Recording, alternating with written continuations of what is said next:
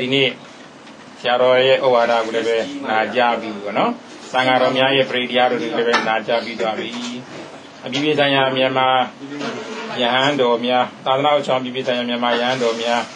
အဖွဲ့ချုပ်ဂျပန်ခန္ဓာကွယ်အနေနဲ့ဒီ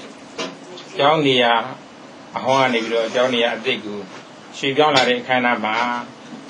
နော်ကျောင်းတော်မူလာကြကုန်သောသံဃာတော်အရှင်သူမြတ်များနဲ့တော့အဝေးရောက်သံဃာအချောင်းပြည့်ပြည့်ဆိုင်ရာမြန်မာယဟန်တော်များအဖွဲ့ချုပ်ဒုတိယဥက္ကဋ္ဌကနေဒါဆရာတော်မှလည်းပဲဘိုင်းရင်သူများဖို့လိမ္မာရင်ကိုယ့်ကိုဆိုတာမင်္ဂလာတရားတော်နဲ့ညီညွတ်ကြွားသွားတာဖြစ်ပါတယ်ဆရာတော်ကပါဠိလိုပြောမယ်ဆိုရင်အတေဝနာဇဘာလနံတဲ့လူမိုက်တွေကိုမပေါင်းသိရဘူးတဲ့ဗါတယ်လေလူမိုက်တွေကိုမပေါင်းသိရလူမိုက်ပေါင်းသိရင်သူများကိုဖြစ်သွားမှာပေါ့ဟုတ်လာ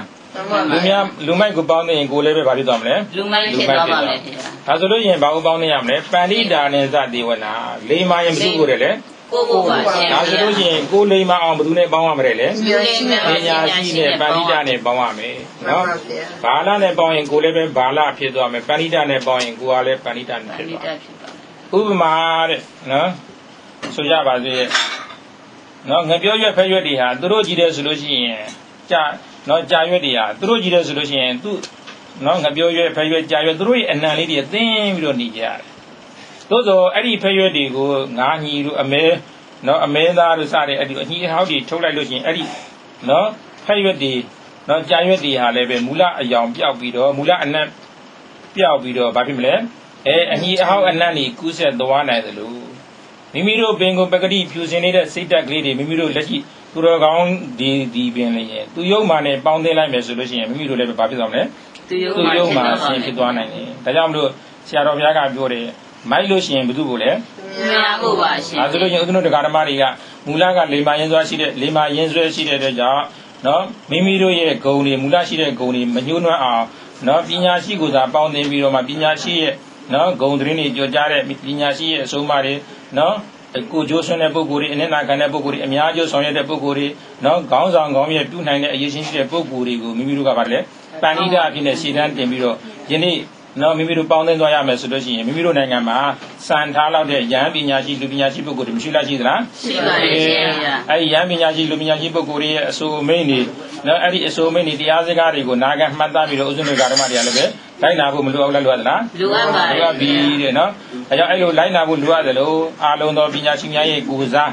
းနော်ဥစ္စနနဲ့နော်ဒီနေ့ပြောချင်တာလေးကဘာလဲဆိုလို့ရှိရင်နော်စောစောကဆရာတော်ဘုရားပြောခဲ့တဲ့အတိုင်းပါပဲအတ္တိဝနာသဘာလနံပဏိဒါနေသတိဝနာတဲ့ပူဇာစပူဇာနေရတာဣဒံမင်္ဂလမௌဒ္ဓမံဆိုတဲ့အတိုင်းပဲနော်စောစောကပြောခဲ့တဲ့ဥစ္စနုရှေးကမြို့သားကောင်းဆောင်တွေလူလူကောင်းဆောင်တွေနော်ရဟန်းတန်ဃာတော်များမဆိုလို့ရင်သာသနာအာဇာနည်အဲ့လိုပုဂ္ဂိုလ်တွေမရှိလားရှိလားရှိပါတယ်ရှင်ဗျာကိစ္စဟာဘယ်ကိစ္စမဆိုတဲ့နော်ယုံကြည်ချက်ရှိရမယ်။ဘာရှိရမလဲ။ယုံကြည်ချက်ရှိရပါမယ်။ဟောဦးဇင်းဒီနေ့ပြောနေတာကတော့ freedom from fear by belief နော်။နံပါတ်1ကဘာလဲ။ freedom from fear by belief ယုံကြည်ချက်ကြောင့်လည်းပဲကြောက်ရွံ့ခြင်းမှကင်းဝေးသွားနိုင်ပါလေ။ဘာလဲ။ယုံကြည်ချက်ကြောင့်လည်းကြောက်ရွံ့ခြင်းမှကင်းဝေးသွားနိုင်ပါတယ်။နောက်တစ်ခုက freedom from fear brave ရဲရင်တတိခြင်းရှိတဲ့အတွက်ကြောင့်လည်းပဲကြောက်ရွံ့ခြင်းမှဘာလဲ။ကင်းဝေးသွားနိုင်ပါလေနံပါတ်1နံပါတ်3 freedom from fear by law တဲ့တရားဥပဒေစိုးမိုးပြဋ္ဌာန်းလို့ရှိရင်လည်းပဲကြောက်เสียနော်ကြောက်ရွံ့ခြင်းမှာပါတယ်လေကင်းဝေးသွားနိုင်ပါလေနော်အဲ့တော့နံပါတ်4ကတော့ freedom from fear by escape နော်လွတ်မြောက်ခြင်းအပြင်လည်းပဲပါတယ်လေကြောက်ရွံ့ခြင်းမှာကင်းဝေးသွားနိုင်ပါအဲ့ဒီ4ခုတည်းကနံပါတ်1 freedom from fear by belief ဆိုတဲ့မိမိတို့လုပ်နေတဲ့လုပ်ငန်းစဉ်တွေရဲ့အပေါ်မှာယုံကြည်မှုအပြည့်ထားမယ်နော်ဝိရိယတွေအပြည့်ထားမယ်စံနာတွေရှေ့တန်းတင်ထားမယ်ဆိုလို့ရှိရင်မိမိတို့ရည်မှန်းထားတဲ့ယနေ့လုပ်ငန်းစဉ်အလုံးဒါလည်းမောင်မြင်လားအောင်မြင်နိုင်မလားအောင်မြင်ပါတယ်အောင်မြင်နိုင်တယ်ဒါကြောင့် freedom from fear အဲ့လိုအောင်မြင်မယ်ဆိုလို့ရှိရင်မိမိတို့အစအရာအခါခါတိုင်းကြောက်ရွံ့ခြင်းဆိုတဲ့ဘေးအန္တရာယ်တွေကမကင်းလို့နိုင်လားကင်းလို့နိုင်လားကင်းလို့နိုင်တယ်နော်လူရင်းပေါ့နော် freedom from fear by belief အဲ့လိုမိမိကိုမိမိ self confidence လို့ခေါ်တဲ့ကိုယ်ပိုင်ယုံကြည်ချက်ရှိထားလို့ရှိရင်နော်တတ္တိမရှိလားရှိမလားရှိပါတယ်ရှိတယ်နော်အမျိုးသားကောင်းဆောင်တွေလူလူကောင်းဆောင်တွေအားလုံးလည်းပဲသူတို့ကလည်းပဲအသက်နဲ့ခန္ဓာကိုယ်ပဲသူတို့လည်းပဲအကြောက်တရားမရှိလားရှိသလားရှိတာပဲဒါပေမဲ့သူတို့တွေဒီကိုယ်ပိုင်ယုံကြည်ချက်မရှိကြဘူးလားရှိကြသလားရှိပါတယ်ကိုယ်ပိုင်ယုံကြည်ချက်ရှိတဲ့အတွက်ကြောင့်မိမိတို့ရဲ့အကြောက်တရားတွေကိုနောက်ထားပြီးတော့ နော်မိမိတို့ကိုယ်တိုင်မိမိတို့ brave နော်ရဲရင်တတ်တည်တဲ့အားတွေအစွမ်းတွေနော်မိမိတို့ရဲ့နော်ဆန္ဒတွေဝိရိယတွေထည့်ပြီးတော့နော်အားလုံးတိုက်ပွဲဝင်ကြတဲ့အတွက်ကြောင့်အဲ့ဒီပုဂ္ဂိုလ်တွေဒီနော်တတ်တည်မရှိလားရှိလားရှိပါတယ်ရဲရင်မှုမရှိလားရှိလားရှိပါတယ်ရဲရင်မှုရှိတဲ့အတွက်ကြောင့်နော်ရဲရင်မှုရှိတဲ့ပုဂ္ဂိုလ်များသာလျှင်အောင်ပွဲခံနိုင်တယ်တဲ့ဗါတယ်လေရဲရင်မှုရှိတဲ့ပုဂ္ဂိုလ်များသာလျှင်အောင်ပွဲခံနိုင်ပါတယ်အောင်ပွဲခံပြီဆိုလို့ရှိရင်ဦးဇင်းတို့ကြောက်ရွံ့ခြင်းဆိုတဲ့အကြောက်တရားတွေအလုံးကနေပြီးတော့မလွတ်မြောက်နိုင်လားလွတ်မြောက်နိုင်လားလွတ်မြောက်ပါတယ်ဒါကြောင့် freedom from fear by belief နော်by belief နော်brave နော်နောက်တစ်ခါနံပါတ်3ကအကယ်၍နော်တိုင်းပြည်နိုင်ငံအသီးသီးမှာတရားဥပဒေစိုးမိုးပြီးတော့နော်လူအခွင့်အရေးတွေပြည့်စုံမယ်တရားဥပဒေတွေစိုးမိုးမယ်လူသားဆန်တဲ့နော်ကျင့်ဝတ်တရားတွေဥပဒေတွေစည်းကမ်းတွေသတ်မှတ်ပြီးတော့ထားခဲ့မယ်ဆိုခဲ့လို့ရှိရင်အဲ့ဒီဥပဒေတွေဒီဘယ်သူအတွက်လဲပြည်သူလူထုအတွက်ပဲပြည်သူလူထုအတွက်ပါပြည်သူလူထုအတွက်နော်ပြည်သူလူထုကိုမျက်နှာမူတဲ့ဥပဒေစိုးမိုးမှုတွေဒါပြဋ္ဌာန်းလာခဲ့မယ်ဆိုလို့ရှိရင် freedom from fear ဆိုတဲ့ကြောက်ရွံ့ခြင်းကလည်းပဲမကင်းလားကင်းလားကွန်းနေတာကင်းလို့ပါတယ်ခင်ဗျာဒါကြောင့် freedom from fear by နော် law တဲ့ဗါတယ်လေ freedom from fear by တရားဥပဒေစိုးမိုးပြဋ္ဌာန်းမယ်ဆိုလို့ရင်ဘယ်သူကိုကြောက်စရာလိုသေးလားမလိုတော့ပါဘူးဘယ်သူကိုအချင်းချင်းကြောက်နေစရာမလိုဘူးတဲ့ဥပဒေအတိုင်းစီစဉ်ဆောင်ရွက်တဲ့အတိုင်းပဲအဲ့ဒီတော့မှမိမိတို့ရဲ့ကံတရားကပေါ်ပေါက်လာမှာတဲ့ဘာတရားပေါ်ပေါက်လာမှာလဲကံတရားပေါ်ပေါက်လာမှာယနေ့ဦးဇင်းတို့မြန်မာနိုင်ငံမှာဆိုလို့ချင်းကံတရားတွေပုဂ္ဂိုလ်တွေနော်အသီးသီးရှိကြရဲ့သားနဲ့နော်ဥပဒေမစိုးမှုမပြတ်ထန်းတဲ့အတွက်ကြောင့် freedom from fear လို့ခေါ်တဲ့နော်ကြောက်ရွံ့ခြင်းမှာကင်းဝေးမှုတွေမဖြစ်ဘဲနဲ့အမြဲတမ်းနော်ဟလာနေရှိသည်အချင်းရှိသည်ဘာဖြစ်နေရလဲကြောက်နေရပါတယ်နော်ဦးဇင်းတို့ဓမ္မတွေအားလုံးအသိပဲဒါကြောင့်ဦးဇင်းတို့နိုင်ငံမှာယနေ့ဘာတွေစိုးမိုးအောင်ဦးဇင်းတို့ကြိုးစားနေကြတာလဲဆိုလို့ရှိရင်ဥပဒေစိုးမိုးအောင်ဘာစိုးမိုးအောင်လဲဥပဒေစိုးမိုးအောင်ဥပဒေစိုးမိုးအောင်ကြိုးစားနေတဲ့ဦးဇင်းတို့ဓမ္မတွေဒီနံပါတ်1ဘာဖြစ်ရမလဲ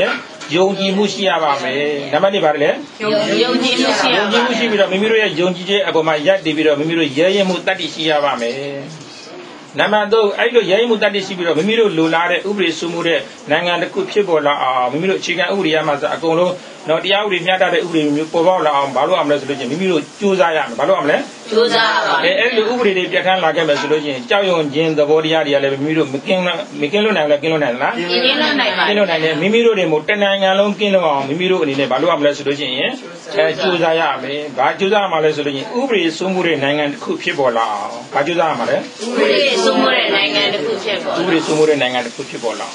ာနောက်ဆုံးဒါချုံလို့ပြောမယ်ဆိုရင်နောက်ဆုံးပြောချင်တာ freedom from fear by escape နော်လွတ်မြောက်ခြင်းကနေပြီးတော့ယုံထွက်နိုင်မယ်ဆိုလို့ရှိရင်တော့ဦးဇင်းတို့အားလုံးပဲနော်ဒါလည်းဘာဖြစ်မလဲဆိုလို့ရှိရင် freedom from fear ကြောက်ရွံ့ခြင်းသဘောတရားတွေကင်းဝေးသွားမှာပါနောက်ဆုံးအချက်အနေနဲ့ဦးဇင်းတို့ freedom from fear by escape ဆိုတာကတော့ပြစ္ဆုတ်ပံမှာလည်းပဲနော်ဥပဒေတွေစိုးမိုးပြီးတော့နော်တရားဥပဒေစိုးမိုးတဲ့နိုင်ငံတစ်ခုဖြစ်ပေါ်လာမယ်ဆိုလို့ရှိရင်ဥပဒေပြဋ္ဌာန်းတဲ့နိုင်ငံမှာဆိုလို့ရှိရင်အရာခတ်သိမ်းကြောက်နေကြမလို့တော့ပဲနဲ့နော်မင်းတို့စီးပွားရေးပညာရေးကျန်းမာရေးလူမှုရေးအမျိုးဘာသာသာသနာအတွက်နော်လွတ်မြောက်ရေးတရားလမ်းစဉ်ဖြစ်တဲ့နော်ကောင်းမြတ်တဲ့နော်သူတော်ကောင်းတရားတွေကိုလည်းပဲနော်ကြံဆောင်နိုင်တဲ့အတွက်ကြောင့်မိမိတို့ဒီပြစ္ဆုတ်ကံဘဝမှာလည်းပဲနော်လွတ်မြောက်သွားနိုင်တယ်ဆင်းရဲဒုက္ခအပေါင်းမှာတန်ត្រာကြမယ်တန်ត្រာကြပြန်တော့လည်းမိမိတို့လောဘဒေါသမောဟစတဲ့အဲ့ဒီလိုမိမိတို့ရဲ့ခန္ဓာတန်ត្រာချုပ်ဆုံးရဖြစ်တဲ့နိဗ္ဗာန်တိုင်အောင်ဝိပဿနာတရားတွေပွားများအားထုတ်နိုင်ခဲ့မယ်ဆိုလို့ကျတော့မိမိတို့တန်ត្រာကြီးကလည်းပဲမလွတ်မြောက်နိုင်ဘူးလားလွတ်မြောက်နိုင်မလားလွတ်မြောက်နိုင်ပါဘူးတန်ត្រာကြီးကလည်းပဲလွတ်မြောက်နိုင်ပြစ္ဆုတ်ပံကလည်းပဲပြစ္ဆုတ်ပံမှာလည်းပဲဒုက္ခတွေနဲ့လည်းပဲလွတ်မြောက်အောင်တန်ត្រာလည်းပဲတန်ត្រာမှာလည်းပဲဒီခန္ဓာတန်ត្រာကြီးကနေပြီးလွတ်မြောက်တော့အောင်ဒုက္ခကတဲ့ချုပ်ငြိမ်းတဲ့နိဗ္ဗာန်တိုင်အောင်ရောက်သွားမယ်ဆိုလို့ချင်းတော့နော်ဝိပဿနာတရားတွေပွားများအားထုတ်ပြီးတော့နော်လောကုတ္တရာတရားတွေကိုမိမိတို့နော်ခန္ဓာအစဉ်မှာဉာဏ်မြင်နေရလာအောင်မိမိတို့ကြိုးစားပွားများအားထုတ်နိုင်အောင်မိမိတို့ဘာလို့ရမှာလဲကြိုးစားကြရမယ်အဲ့လိုကြိုးစားကြမယ်ဆိုလို့ချင်းနော်ဒီပြစ္ဆုတ်ပံမှာဟောတန်ត្រာမှာမိမိတို့နော်ဒီခန္ဓာကြီးချုပ်ဆုံးရဖြစ်တဲ့နိဗ္ဗာန်ကိုမရောက်နိုင်လားရောက်နိုင်လားရောက်နိုင်ပါတယ်ဒါကြောင့်အဲ့လိုရောက်သွားပြီဆိုလို့ချင်းအကြောက်တရားဆိုတဲ့ဒေါသတရားတွေမာနတရားတွေလောဘတရားတွေဆိုတဲ့အဲ့လိုကိလေသာတွေစိုးမိုးနေမယ်ဆိုလို့ရင်တော့အကြောက်တရားတွေဆိုတာရှိမယ်အဲ့အကြောက်တရားတွေလုံးဝမရှိတော့ဘူးဆိုရင်တော့အကြောက်တရားတွေကင်းရဖြစ်တဲ့အကြောက်တရားတွေမရှိရဖြစ်တဲ့လောဘတွေဒေါသတွေမောဟတွေချုပ်ငင်းရဖြစ်တဲ့ဉာဏ်နိဗ္ဗာန်ကိုဦးဇင်းတို့တရားဓမ္မအပေါင်းသူတော်ကောင်းတွေသူတော်ကောင်းတရားတွေကိုပွားများအားထုတ်ပြီးတော့ယနေ့မှစပြီးတော့ကြိုးစားပွားများအားထုတ်ခြင်းအပြင် freedom from fear by escape လို့ခေါ်တဲ့ဒီပြစ္ဆုတ်ပံတန်ត្រာမှနှစ်ခုသလုံးလွတ်မြောက်သွားနိုင်တဲ့နော်မိမိတို့ကြိုးစားမှုတွေကိုအားထုတ်ကြရအောင်လို့တိုက်တွန်းစကားပြောကြရင်နော်ယနေ့ဩဝါဒကထာကိုဒီမှာရင်ဒီကုန်းချုပ်ပါလေသာဓုသာဓုသာဓုပါရှင်ဖေဟာ